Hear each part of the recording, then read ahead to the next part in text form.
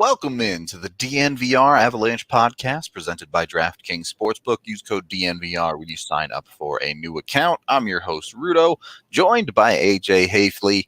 As we continue our contract talks, negotiations for the Avs, they have to get through this offseason with what is possibly certainly the biggest contract the Avs will have to sign this offseason, possibly the biggest contract that will get signed this offseason. I'm trying to think of anyone who could get a bigger one, and I'm struggling to come up with one. Now, it doesn't have to be that big with Cale. It could be a smaller one. We'll get into that on the show. But it has the potential to be a massive deal. Makar, obviously, has very rapidly ascended to star defenseman status in the league. Has he? Yes. I mean, a Norris Trophy finalist in the second year. Right. That's what I'm after saying. After a top 10 finish as a rookie. Hard Are to we do sure better he's than good? The only defenseman to have a point per game season this year. That's all. You know, nothing special. Just some guy. Look, obviously the kid does ridiculous stuff. We've talked about it a lot. He absolutely has that it factor out on the ice that makes people go, wow. Wow. But wows don't pay people. Money pays people. What do you mean? Your paycheck isn't just full of a bunch of Brandon saying, wow, wow, wow, over and over? Imagine if I could, buy food with that. How many wows does this cost? Yeah, exactly. I'm a little short on dollars this month, but I've got a lot of wows. Doesn't quite work out that way. Makar's contract situation is interesting because it's very, very difficult to find a comparable that was signed under the cap freeze. It basically doesn't exist, right? The closest thing I could find is Petrangelo's deal, which was signed in October of 2020. But obviously Petrangelo is 31. Well, it's a UFA deal. So we need to stress right away that there's just not a really good comparable for this situation. Right. Makar has created kind of his own singular market with just his raw production, which his agents would be smart to just be like, he's incredibly unique player. Yeah. There's nobody else like this guy in the NHL, okay? Because you look at the other. So we've talked a lot on the show over the last year and a half about the future of the NHL and how these young defenders that are coming up right now are badass. Yep. And how they're going to change the league. You know, you're talking Cale Makar, Miro Heiskanen, Quinn Hughes, Rasmus Dahlin, these types of guys. Adam Fox. And someone's got to be the first to sign. Well, all of those guys that I just named, except Fox, are unsigned RFAs this offseason. So this is going to be a very similar summer as to the one that happened back when McKinnon signed his contract. Because that was a summer in which a handful of guys needed to sign deals. I mean, you can even go back to the Marner and Mikko offseason too. Yeah. Where everyone was kind of kicking around waiting to see where the market was going to get set to. But and then Sebastian Aho got offer sheeted. Yeah, and Carolina laughed all the way to the bank. Yeah, well, and it just sort of it's sort of weirdly kicked off this strange string season where that one happening. Contract got used for nothing, and everybody kind of just pretended it never happened. Yep. But if you look at the McKinnon situation, you look at the fact that McKinnon, Monahan, Scheifele, and Barkov all signed within the same 7-month period, because Barkov signed his deal in January, which kind of gave everybody early-ish, but kind of a baseline to work off of. There isn't one of those. Yep. In this case, I think the one we've been referencing most was Thomas Chabot, but again, that's the one that I have pulled up here as the comparable here, because there have not been Thomas Chabot. We're talking age 23. Okay. Yep. Cale Makar right now is 22 years old. He will turn 23 in October, at the end of October. So this will be his age 23 season. Chabot was 23 when he signed his deal, which was an 8x8 in 2019, coming off of his ELC, essentially after 2 seasons. I actually think he just finished his ELC. Yeah, he had the 63 games in 17-18 with 25 points. It was technically his rookie year, and then he had his breakout year, finishing the ELC. Yeah, so he signed this contract. Chabot had this Chabot contract came after 2 years. Yep. Which is what Makar has played. And so Chabot had 80 points in 134 games. All right, so that's where we're starting. Yep. Right now, Cale Makar has 94 points in 101 games. Pretty good. So you look at the 8x8 and you just say, just bump it up a notch. Okay, so you have to go higher than that. Yep. And then you start to look at it. It's you don't want to do it because it gets to be really murky territory. But you look at Rantanen's contract. 9.25.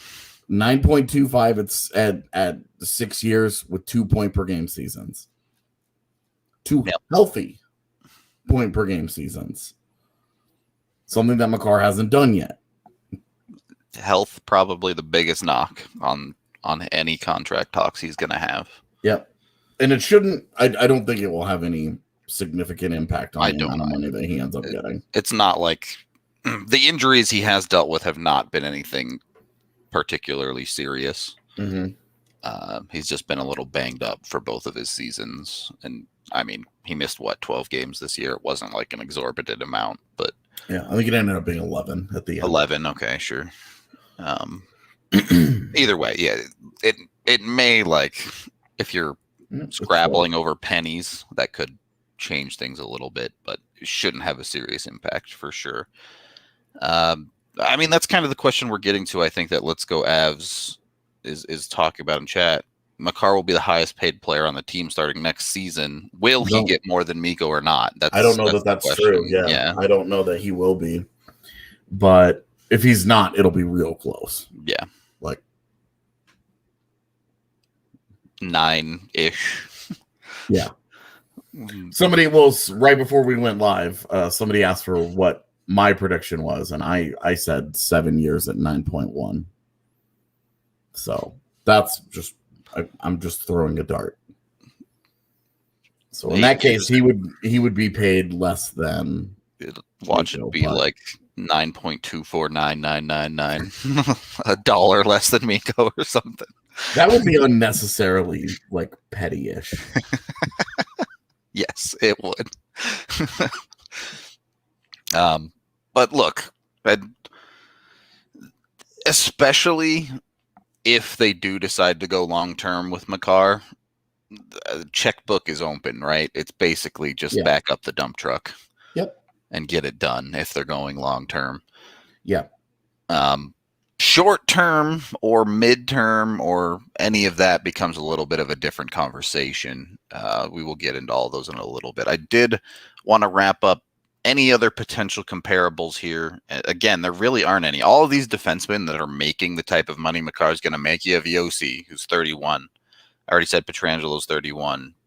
Doughty signed his deal a while ago, but he's 31. Carlson signed his deal as what would be a free agent, unrestricted. The next one down is, I guess, Ekblad, who signed very, very young for that $7.5 million. But they're just this is just like right. It's another bullet in the chamber of Makar being this completely unique animal of an NHL player at the age of 22. Right. Well, and the other hard part is that the only guys that you would throw him into the lot with are also RFA. Heiskanen, Dahlin, yeah, Quinn Hughes. Yep. So, you know, like it's it's unlike any of the other contracts we've talked about, because there were clear lines there that you could start from and be like, look, you can't, you want to be right in this neighborhood on this deal. Yep. With Makar, you look at the 8x8 that Thomas Chabot got and you go, okay, well, it has to be higher than that. How much higher is the question? Yeah. Because it has to be higher than that. Just has to. That's you'll get no argument from me there. If they sign any kind of a multi-year contract and Cale Makar ends up making less money than Thomas Chabot next year, it's a Grand Slam steal. It's a coup. A sports coup, not a real coup. Okay. Glad you had to clarify that. So yeah, look, Makar is going to get paid. There's no doubt about it, one way or another. I think the question left is, how does he get paid? For how long does he get paid? How do the Avs sort this out? How does Makar want to sort this out? So we can talk about that in the second period, as we are brought to you by Breckenridge Brewery, the official beer of DNVR. You can get it down at the DNVR bar with 8 different kinds on tap. Also check out their seltzers, their 15-can sampler pack. Absolutely delicious. Seltzers are kind of the jam of everyone right now. It's over the last year or so, we've seen this awakening of everyone going, man, I never really knew that I like seltzers, but they're kind of awesome. Yeah, I have been informed that I have to bring a handful of different seltzers to Canada with me this summer. Oh, there you go. Somebody's a Seltzy fan, and she wants to try all the Breck ones. All right. Well, more seltzers for everyone. I think that's a talk we can all get behind. So jump on it. Try out the Breck Brew stuff. They're obviously delicious. I love them, of course. We're also brought to you by Green Mountain Dental Group, the best family dentist in the Denver metro area. You can get to them just 15 minutes from downtown over in Lakewood. They do amazing work. Everyone who's switched has said they've loved it. It's one of their best dental experiences ever. They'll take care of you top to bottom. And when you sign up for a cleaning, x-ray, and exam, you get a free Sonicare toothbrush because, they're awesome and give you free electric toothbrushes. So when you're not at the dentist, it makes your teeth cleaning that much easier. Of course, there's also us. You can get a DNVR membership right now today. If you get the annual, you get free shirts, you get exclusive content, you get bigger beers at the bar, you get all sorts of other stuff as well. Check it out. Join us in the DNVR lounge. Do all that awesome stuff. It's always a good time to sign up for a DNVR membership. I took a week hiatus from the writing because I wanted to take a step back and not be too emotionally reactive with the hot takes and the, Yep. I think we all kind of trade Sam Girard. Yeah, right. I really wanted to take a step back, but I do have a bunch of written content in the hopper coming your guys' way. It's kicking up. I'm going into the bar after the show to record a video, so the content about to be coming at you. Be sure to check it out. You can join us out on the golf course too. Going down to the DNVR Golf League on Tuesday, which is tomorrow. So yeah, come hang with us. It's always a good time. Second period of the DNVR Avalanche Podcast, presented by DraftKings Sportsbook. All right. So I think most Avs fans in the perfect world want Cale Makar for 8 years, right? Just lock him up for the rest of his prime at very least. And, see him as an all-time Avalanche defenseman. Well, and we just went through this recently with Rantanen, so people should be. I would say we should be at least well versed in how the RFA process is going to work. The only thing that has been kind of a pleasant surprise so far is that, from what we've heard already, is that they are already working on a long-term deal, and I fully expected that they would go into this offseason and we just wouldn't hear anything about Cale Makar until the end of the season. And until training camp starts rolling around. Exactly. Yeah. And then getting into training camp, whatever, right? Yep. it's interesting to me that they are starting there, that they want to get Makar done, that they're already grinding away. I wonder how much of that is just, look, we can only leave so much space open at the tail end of the offseason. We want to know what we have to spend or this what is we our have to biggest move deal out. and can set the rest of the it dollar sets value up for us. it sets up their offseason. If they know what this is, then they can go into the Landeskog contract conversation with a certain idea, with a certain clarity, right? Yep. Being like, look, this is how much can reasonably be offered to other deals that need to get done. Because Makar is one of those guys where you're like, look, there isn't a world where Cale Makar's going anywhere. You make room for that dude. So I would also say that this is one of those cases where I just don't see the point anymore of a short-term deal. We've talked a lot about a bridge deal and how it would make sense, but operating under the assumption that the cap is flat for 5 years, the short-term deal it's doesn't too long. Exactly. That's too many years. Even if we count that this is year 1 and there are 4 more years to go of flat cap, it's too many years. Well, and you have to remember, with a 5-year flat cap, Makar is 22. So I guess if you did a 4-year deal, it'd take him to 26, and he'd still be RFA. Well, 4-year deal would take him to UFA, so that would probably be your worst case scenario. Yes. Was his first year 19? Am I dumb? Actually, his first year didn't count to UFA. Yeah, that's what I thought. I thought the playoff year didn't count. You're right. It doesn't count to UFA. It just counted for his ELC. So it would walk him to his last RFA year. If it's 4, but if the flat's cap for 5 years, at that point, getting him through the flat cap would walk him right to UFA. And let's face it, that's the last thing in the world the Avs want to do. Sure, but we say that, but like you still get him for 5 years. Oh, totally. Like if it comes down to Cale Makar won't sign for anything more than 5 years, you still do it. But yeah, like Austin Matthews, that deal I think it ends and it gets him to UFA, and it's like, would they have loved to have gotten 8 years? Totally. But that gave them 5 years with that guy signed to go and do something.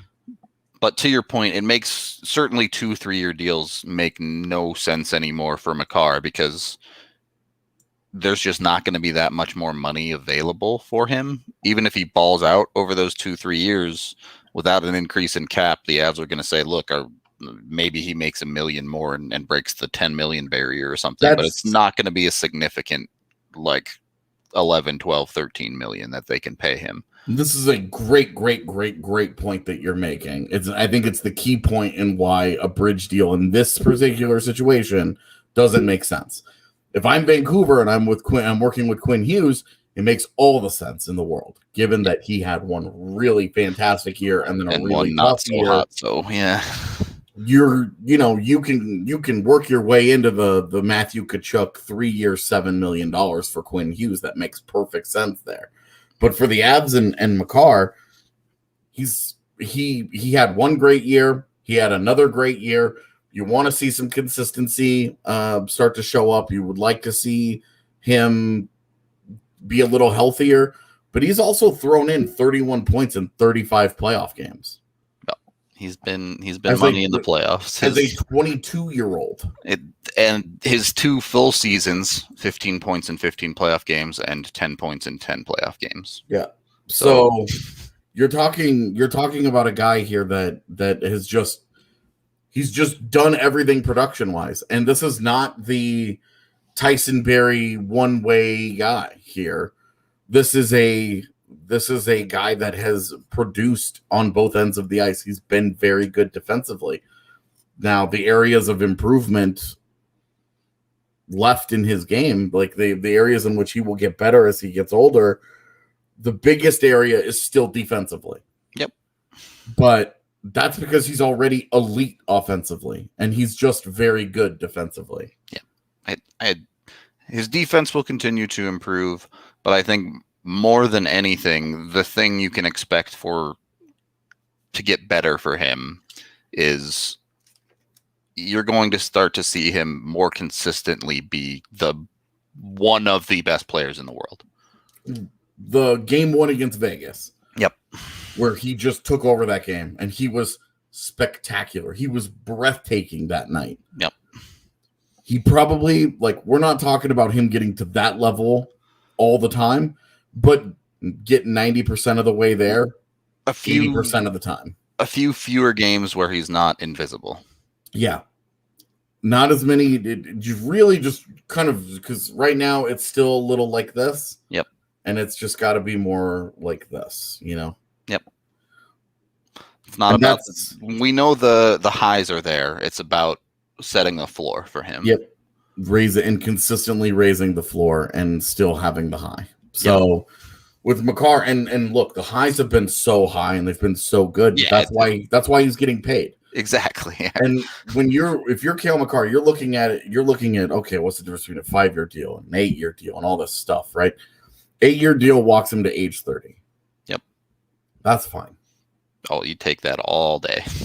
From an Avs perspective, you're thrilled. I think it actually walks him to his next contract would begin at age 31. Yeah, because he changes in the off season. He ages the right at the start of the year. Yeah, so. Exactly. So October 30th birthday. Yep. So you're having the conversation about, okay, well, if you're Makar, how much more money is in it for you if you take a 3-year deal? If he signs for 3 years and $8.5 million, I just completely made those numbers up. Yeah, sure, whatever. I mean, and he's got an offer on the table for 8 years at, so let's just say $9.5 million. Yep. Okay. Okay. How much more money is he going to make at the end of that 3-year deal? Okay, so he'll get a raise from that 8.5. It'll probably be more than the 9.5 on the long-term deal, but how much more? Well, it just doesn't, again, with the flat cap, if he signs a 3-year deal, he's setting himself up to sign another short-term deal to just squeak along to the cap finally going up and then getting a big payday in free agency. Well, and if he signs an 8-year deal and the cap stays flat for 5 more years. Yeah. And this is and that includes this offseason would be year 1 of that 5 years. Then the cap is only going up for 3 years. It may not even take its big jump that we're expecting it to take. It may not even take that really big jump in year 1. Maybe not even in year 2. We don't know what it looks like yet.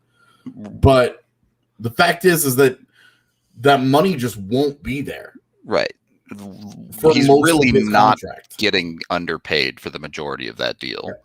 There won't be a world where anybody is looking at Cale Makar's contract and they're looking at it like Nathan McKinnon's. And we're like, oh my God, this is the steal of all steals. His agent is a moron. He did a terrible job, blah, blah, blah, blah, blah. Any of the criticisms that aren't even fair about that contract, which was a perfectly fair a good contract the day it was signed. Yep.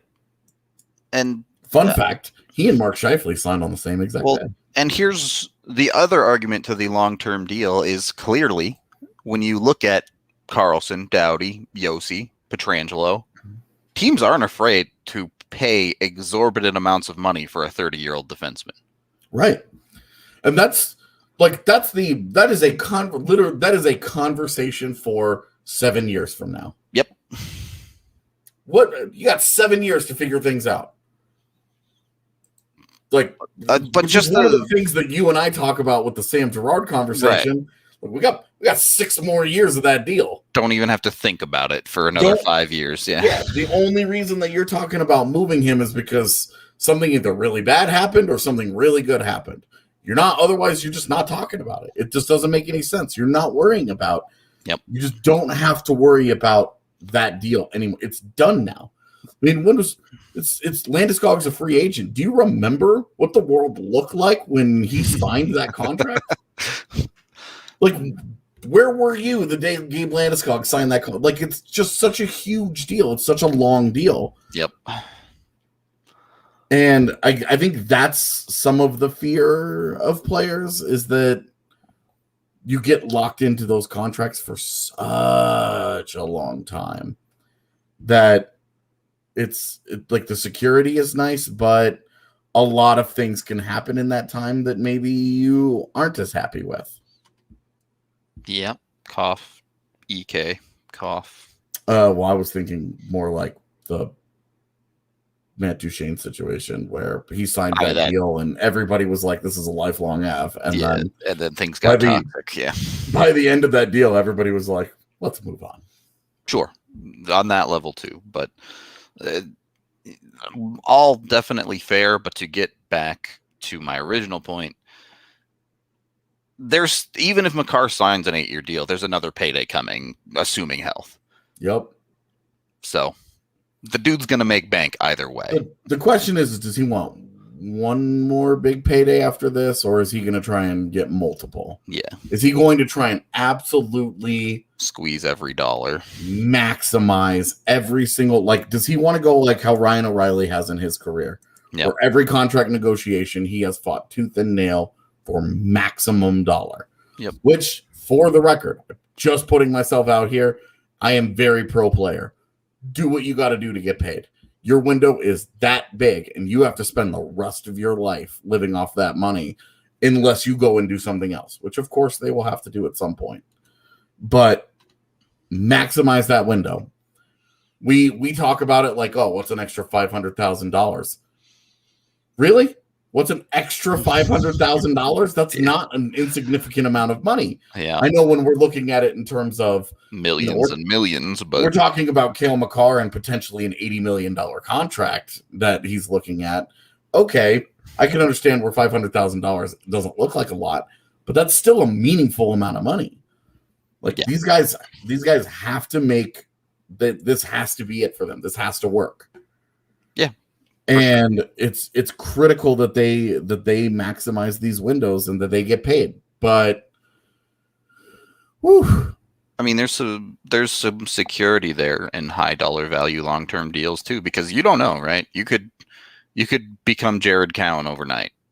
Yeah. And your knees are gone and you can't play anymore at age 23. And this is the thing, that if Makar signs a 3-year deal, this is why I mentioned how much more money will he make? Yep. Because if he gets hurt, all of a sudden, can he even get back to that 8.5? Yep. That's definitely a possibility. Or can he even get a long-term deal after that? So that's that. If they can find, there's value in security of a deal there for sure. If they can find ground that they're both comfortable with in 7 to 8 year range, and we had this conversation with Ranton, and he signed for 6 years. I was thrilled, and you were fine with it. Like you didn't lose any sleep over it. Yeah, exactly. You wanted 7 or 8. Yeah, wanted as many as you can get, but yeah, of course. For me, I think this is the rare situation where just do it for 8. I just think 8 years makes the most sense for everybody involved. Yep. Makar has shown an abnormal amount of loyalty to this point in his career, to the programs and people who have given him chances. Not that being a top 5 pick was like, oh, this is a long shot, but there were questions. Like, let's be honest here. There were some conversations his draft year. I didn't like Cale Makar when I first saw him as a prospect, because I didn't like the AJHL.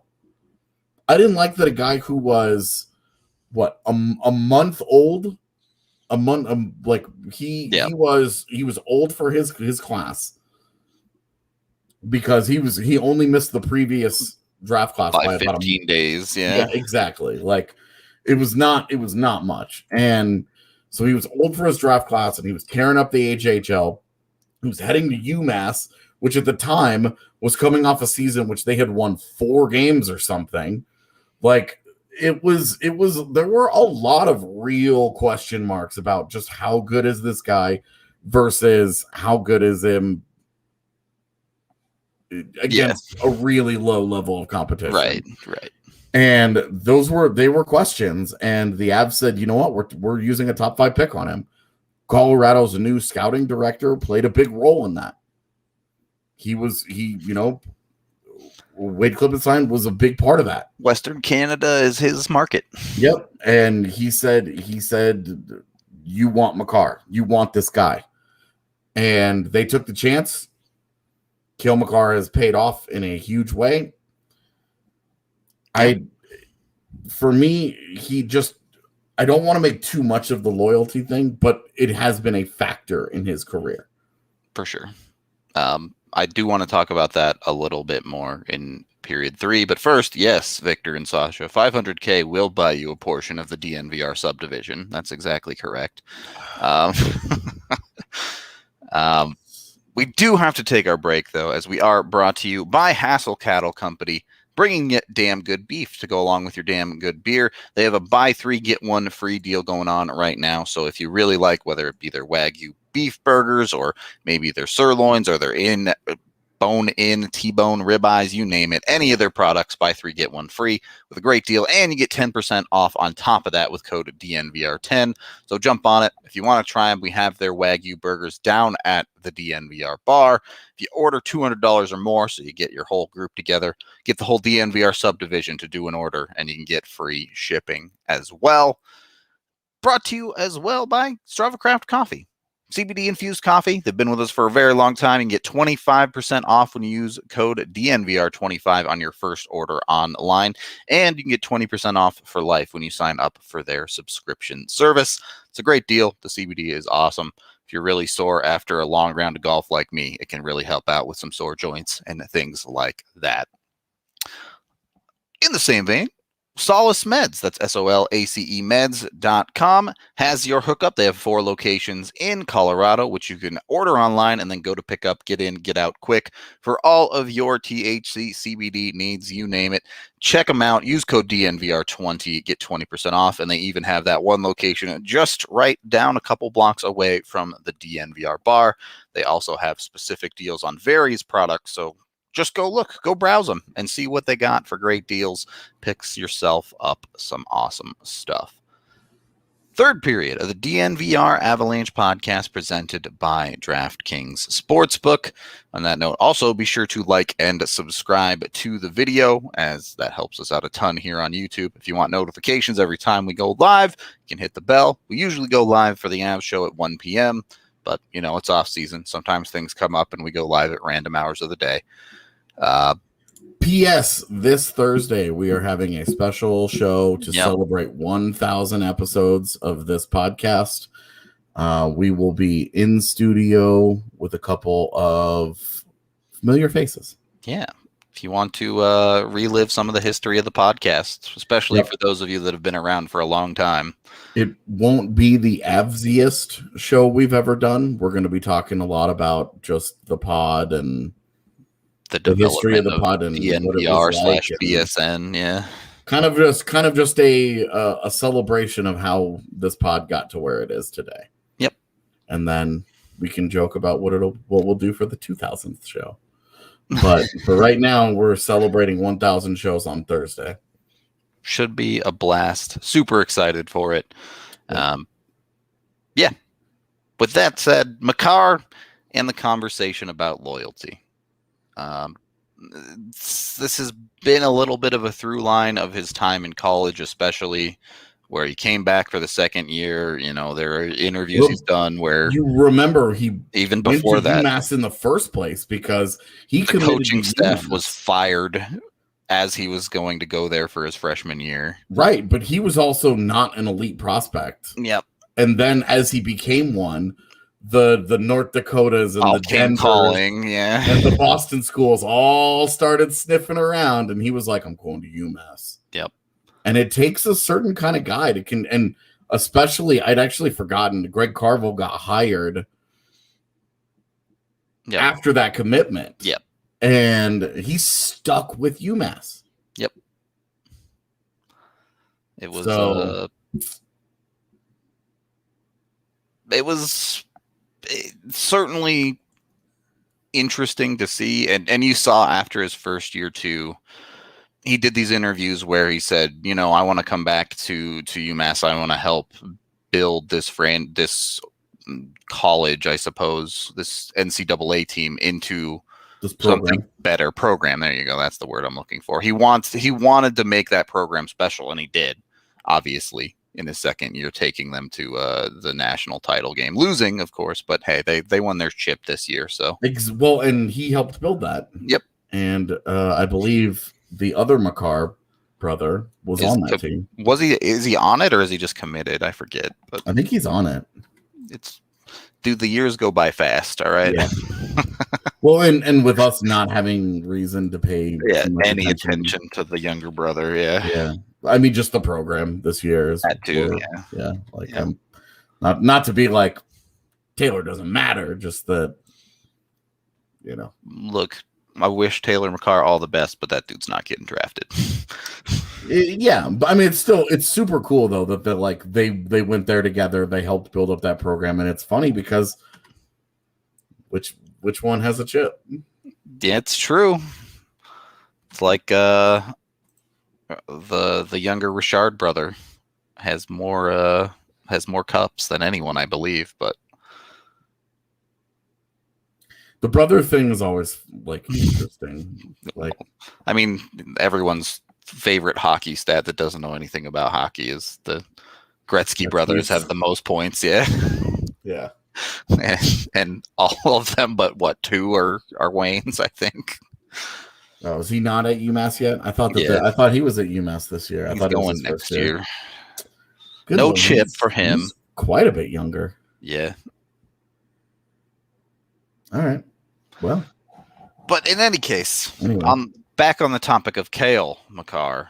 The Stalls were really good. That's a super successful NHL family. I mean, I'm trying to think of another family that had at sometimes 4 brothers all in the NHL. The Sutters. Yeah, the Sutters. That's a good point. Good call. Anyway, yeah, there's definitely some hockey families out there. But with Makar, I mean, we're about to see a third Hughes brother get drafted in the top 10 next month. That's true. And so, anyway, not the point. No, it's all good. With Makar, the loyalty factor is interesting, right? How far does that stretch when it comes to this is now his livelihood? This is now how he's going to make the money for the rest of his life. Yeah. Well, and you remember at UMass, he majored in sports management. Yep. He put himself in a position to understand the economics of this situation. For someone asked earlier, his agent is Brian Bartlett. Also the agent for guys like JT Miller, Alex Tuck, funnily enough, Will Butcher. A handful of other NHLers as well. But Cale Makar is about to be his golden goose.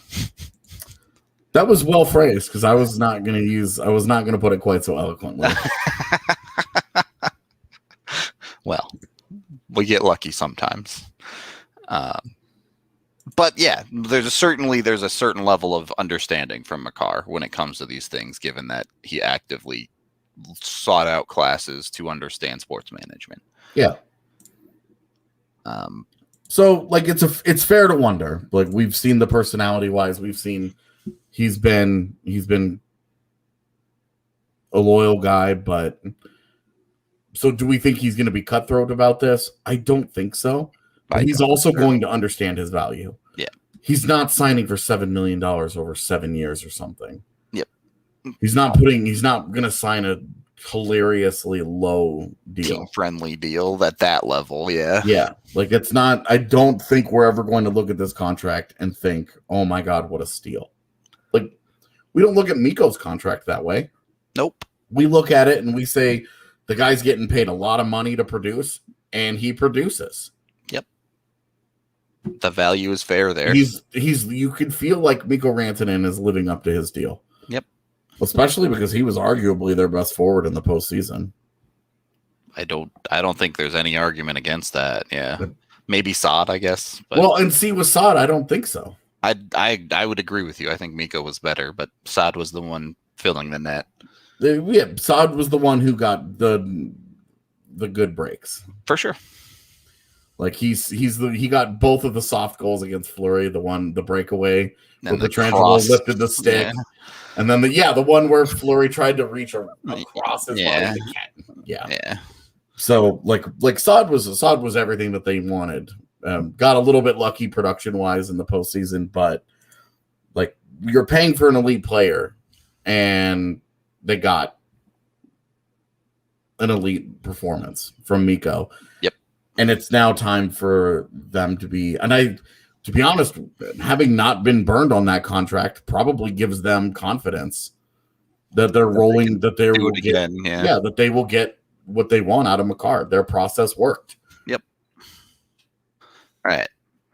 So what are the chances that Makar just really likes the number 8 and does the Crosby thing and just gets a deal that's 8. Yeah, exactly. I'm sure the Avs would be over the happy to do it. Yeah. 8 by $8.88 million deal. Does he like 8 that much? I doubt it, but if he did, what a steal. It would be fun if it was like they agree to a $9 million deal and then it's actually like $9 million and 8. At $8 at the end of it. Yeah. Yeah. So he actually makes $9 million and like 1 per year. Yeah. Across an 8-year deal. $80 million and $8 contract. Yeah. Just give him that. Jeez, that'd be hilarious. Okay. So yeah, clearly barring like something completely out of left field, this has pretty much come to a reasonable conclusion and just get it done for both sides. Yeah. The fact that they're starting here is important. The reality of the flat cap is important. Makar's personality is important. Their cap space. We haven't really talked too much about Colorado's cap situation. Cap Friendly updated all their stuff. Yep. So that they are at right about $25.5 million in cap space. Yep. But basically have an entire roster to sign. They only have 7 forwards and 4 defensemen under contract. And, well, I mean, 5 defensemen and 1 goaltender because Francouz and Johnson are on LTIR. Yeah. Or on IR. Well, but you get into weird conversations about who's your top 60. Is Timmins in that conversation? Well, Timmins is unsigned too, so you still have to get him a deal. I know, but I'm saying, who gets a starting spot depends on how many active roster defensemen you have. Yeah, like if McDonald is on there, et cetera. Right. Et cetera. But point is that they have work to do. $25 million. Yep. So, how do bonuses work into the salary cap? So bonuses are based on specific accomplishments written into the contracts and are awarded to players after the season. And they are, depending on the team situation, they are either applied to that year's cap or next year's cap, or they're moved. So it's the way that bonuses depend on both the bonuses and the team situation. So it's complicated. Yeah. Yeah, I'm sure we will have some armchair GM shenanigans as we get closer to free agency. But yeah. So yes, right now they are right at 24 or 25, basically 25.5 million to spend. So you look at Makar is going to take up a decent chunk of that. Well, I mean, you look at the number we've always had was somewhere around 16, 17 million for Makar and Landeskog. Yep. And so that would leave the Avs with about 8.5 plus whatever they gain from whatever happens in the expansion draft. Yep. So 25.5 right now with a bunch of yes, they should buy that $22 million yacht. There you go. Perfect.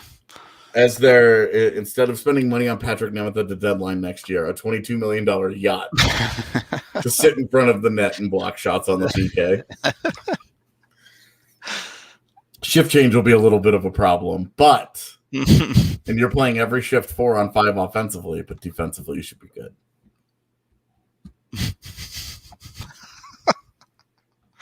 I love that. I love that we've just decided yachts are $22 million. That's just what they cost. There's no other possible option. So obviously these conversations are going to evolve over the course of the offseason, but from the sound of it, Makar's might be the one that sets the table for the rest of this evolving conversation. Yeah, and look, if you go through the entire offseason, if they want to do it in reverse, and they want to do it like a typical RFA, like how I thought they were going to, so they go through their whole offseason, but then they just have like $11-ish million kind of just sitting around waiting for Makar to figure it out. Yeah, and they let all the other teams spend their money and do whatever. Look at what Vegas did last year. They went and they got aggressive. Did they miss Nate Schmidt at all? No, definitely not. No, not one bit. Now, are they likely going to have to pay that piper at some point? Totally. But for right now, totally worth their aggressiveness was totally worth it. Totally worth it. And so Colorado's spending that money and getting their own guys locked up so that they know what they have in the bank. What they can spend for whatever they want to do, and what they need to move if they want to try and move an extra contract out beyond the expansion draft. If they can find a taker for Eric Johnson's contract, or if they want to retain salary, how much do they want to retain? Depends on how much they have, how much they need in order to do what they want to do. That's true. All of those conversations become a lot easier for them to have if they know what Cale Makar is making. It becomes a lot easier for them to find the line in the sand in negotiations with Philip Grubauer if they know what Cale Makar is making. Because Cale Makar is coming back. Yeah, right. There's no like apocalyptic world in which he doesn't return. Yeah. Whereas Grubauer and Landeskog, there's both a worst case scenario where those guys are gone. Yep. And it's easier to be firmer with those guys, right? If you have say, look, this is how much money we have to offer you. Full stop. We cannot offer you more than this. We will be over the salary cap. That's how the Avs can look at it by getting Makar done. As soon as they have that clarity, it could set up the rest of their offseason. Yep. So hopefully, now that we've spent all show talking about it, they get it done relatively soon. We are 1 month away today. We are 1 month away from the expansion draft. Yep. Which means that we are 3.5 weeks away from expansion lists being decided upon. That's not very much time. It is not.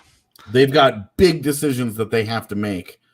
They have a whole offseason plan that they have to come up with. And granted, they've had 2 weeks to work on it. So it's not like just because we're talking about it today, they haven't been sitting around doing nothing. Right, exactly. They're not just chilling. They're working on it. So we're starting to creep into time crunch territory. Between the NHL draft and free agency and the expansion draft all happening within an 8-day period. I mean, your favorite saying on the show in the off season is that actions spur or deadlines spur action. So, yep, there you go. That's I guess that about wraps it up on Makar. Whatever ends up happening with the contract, I think the thing to take away is that dude is definitely still going to be with the Avs for the foreseeable future. So, yep. Once that deal gets done, if that deal gets done, could really make the path extremely clear for what the Avs have to do the rest of the offseason. We just have to wait and see until the first domino falls, I suppose. Yep. All right. Well, any final thoughts on Makar or his effect on other potential deals, AJ? I hope it gets done quickly, and I hope it puts all kinds of pressure on Dallas and to pay the big bucks, to go big. All right. You love to hear it. Thank you, everyone, for watching, listening, however you consume the pod. We appreciate all y'all so very much. Hope y'all will tune in for Thursday. It should be a fun little show. especially those of you that have been around for a long time. But you new folks are more than welcome too. Really. And all the new folks, I mean, again, it's not going to be a super Avsy show. It's going to be how if the you show want kind of came the together. history of the DNVR Avs pod, if you want to get up to speed a little bit. Either way, thank you again, and we will talk to you all tomorrow.